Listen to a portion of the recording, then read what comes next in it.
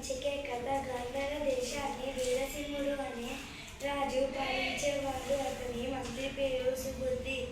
రాజుగారిని అంటుపెట్టుకొని ఉంటూ కంటికి రెప్పలా కాపాడుకునేవాడు. మంత్రి సలహాలు వినకుండా రాజు ఏ పని చేసేవాడు కాదు.